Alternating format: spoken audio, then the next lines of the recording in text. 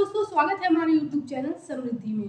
कैसे हैं दोस्तों आप सब? आपकी बातें जो भी हो कमेंट बॉक्स में जो भी आप लोग का प्रश्न हो बेझिझक लिखकर पूछ लिया कीजिए, क्योंकि मेरा तो काम ही है कि दिन भर आप लोगों का जैसे कि आप लोग के क्वेश्चंस तो मैं कम जवाब दे पाती हूँ, लेकिन हमारे यहाँ बहुत सारे लोग आते हैं दिन भर और उसके बाद से खाली हूँ तो शास्त्रों का अध्ययन करना पड़ता है, जिससे कि आप लोग को हर चीज़ त्योहार की छोटी छोटी बातों को मैं बताती रहती हूँ और छोटे छोटे ऐसे उपाय बताती हूँ कि जो कि हमारे वीडियो को छोटे लोग भी देखते हैं और बड़े लोग भी देखते हैं, छोटे से छोटे लोग भी वो उपाय आसानी से कर लें।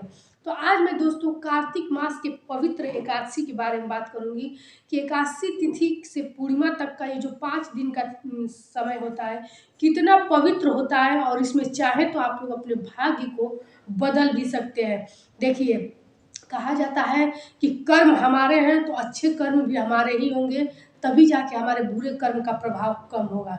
देखिए, हम लोग ब्रह्मा तो नहीं है कि अपने किस्मत में जो लिख किया उसको बदल दें, लेकिन हाँ, अपने कर्म के द्वारा द्वारा जो हम लोग कष्ट बुलाए हैं उसको हम लोग काटने में सफल हो जाएंगे, ये हमारा शास्त्र जरूर कहता है। तो दोस्तों, एकादशी तिथि जो कि गुरुवार के दिन देवोत्थानी एकादशी कहा जाता है कि सभी एकादशियों में सबसे प्रिय और सबसे महत्वपूर्ण एकादशी देवोत्थानी एकादशी जो कार्तिक मास के शुक्ल पक्ष की एकादशी होती है। यदि आप किसी एकादशी का व्रत नहीं रहते, मात्र देवोत्थानी एकादशी का व्रत रहते हैं, तो आपको संपूर्ण 24 एकादशियों का फल मिलता है।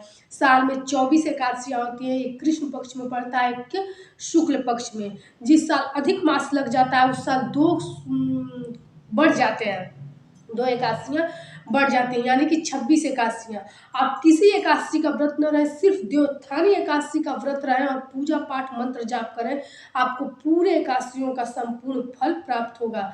एकादशी का व्रत ऐसा है जो कि कहा जाता है कि हर तीज त्योहार आप अपने पुत्र के लिए, पति के लिए रहती हैं, लेकिन मात्र एकादशी का व्रत ऐसा है जो आप अपने स्वयं के लिए रहती हैं, स्वयं के जीवन को अच्छा बनाने के लिए, स्वयं के कर्मों को अच्छा करने के लिए, अच्छा फल प्राप्त करने के लिए ये व्रत करती हैं आप।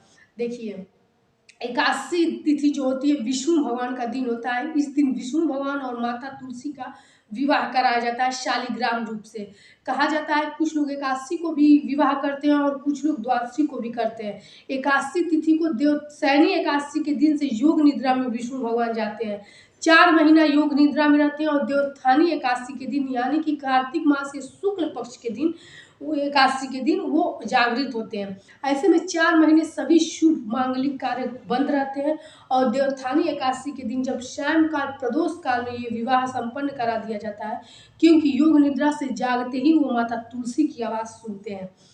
तुलसी जो लक्ष्मी का ही रूप है, जो उनको पौधे के रूप में मिला है किसी श्रापवश, तो इसलिए उस दिन शालिग्राम से उनका विवाह कराया जाता है।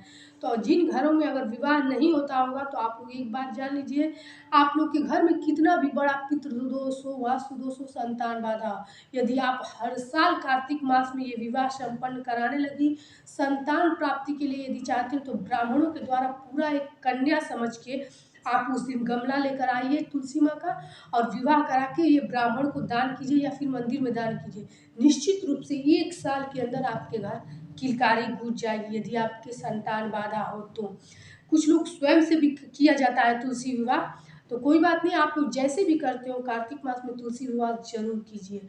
कार्तिक मास में 1 महीने का स्नान होता है तारों की छाँव में, यदि आप लोग नहीं करते हो तो मात्र एकादशी से पूर्णिमा तक 5 दिन यदि आप लोग स्नान कर दें तो पूरे कार्तिक मास का आप लोग को फल प्राप्त होगा।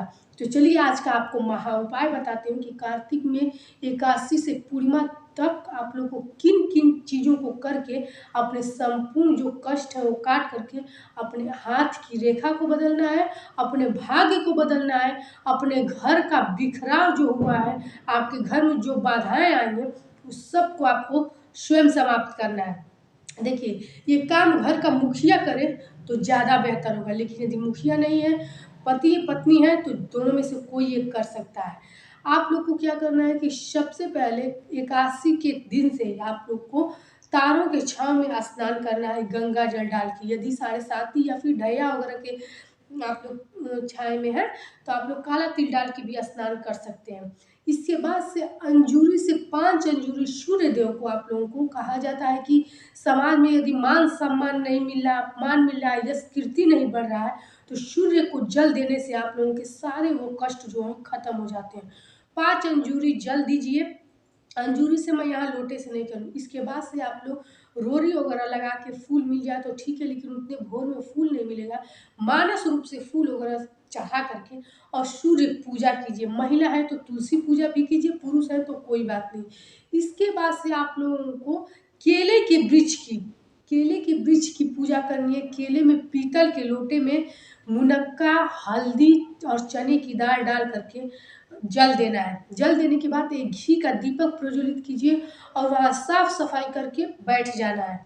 बैठने के बाद ओम नमो भगवती वासुदेवा का 108 बार आप लोग तुलसी के माला पे जाप कीजिए और जो भी आपकी मनोकामना हो वो आप अपनी मनोकामना शुरू में ही बोल दीजिए। देखिए, इसमें आप लोग को संकल्प वगैरह ऐसी कोई चीज़ नहीं लेनी है। सिर्फ आपको सफाई से लाल या पीले आसन पे बैठ के 108 बार इस मंत्र का जाप करना है। पूर्णिमा तक ये जाप करेंगे। पूर्णिमा के दिन आप लोगों को हवन सामग्री लेकर के जो भी आपके पास उपलब्ध हो, कोई इसमें विधि विधान आप लोग को नहीं करना है। सिर्फ सच्चे हृदय से अपने कष्ट को रोज एक बार कहते हुए ये चीज आप लोग को करनी है। पूर्णिमा के दिन आप लोग पूरा परिवार मिलकर जितने सदस्य घर में है हवन करना है। उसमें आप लोग उपला जरूर ले लीजिएगा और आम के लकड़ी, और इसके बाद से जो घी, थोड़ी भी आप लोग को घी मिल जाए दोस्तों, मैं तो पहले ही कहती हूँ, मेरे वीडियो छोटे लोग भी देखते हैं, बड़े लोग भी देखते हैं। थोड़ी भी घी मिल जाए तो 5 नाम ले करके, वैसे तो 108 नाम भी ले सकते हैं, लेकिन जितनी आपको घी की मात्रा मिले 5 नाम कम से कम लेना है। 5 नाम लेकर विष्णु भगवान का हवन कीजिए। निश्चित रूप से आपकी जो मनोकामना होगी, जो भी आप पे विपत्ति आई होगी, जिस कारण से आपके घर में बाधा आती होगी, मैं आपकी ना कुंडली देख रही हूँ ना आपके घर की मिट्टी देख रही हूँ, लेकिन ये उपाय जो है, जो भी आपके घर की परेशानी होगी निश्चित रूप से समाप्त कर देगी। अगले कार्तिक मास में आप पूरे खुशी ये चीज़ करेंगे और खुशी आप लोग कार्तिक मास का पूरा तीज त्योहार मनाएंगे। तो दोस्तों, आज का वीडियो यदि अच्छा लगा हो तो एक लाइक जरूर कर दिया कीजिए, क्योंकि आपके लाइक से ही हमें प्रेरणा मिलती है और बल मिलता है। हमें पता चलता है कि आप लोग को वीडियो मेरी अच्छी लगती है और लाभ भी देती है। फिर मिलेंगे एक ऐसी नई वीडियो के साथ। किसी भी तीज त्योहार में संशय मत कीजिए। समृद्धि आप लोग को शुद्ध सात्विक जानकारी देती है। अब मिलते हैं फिर एक नई वीडियो के साथ। जय श्री राम।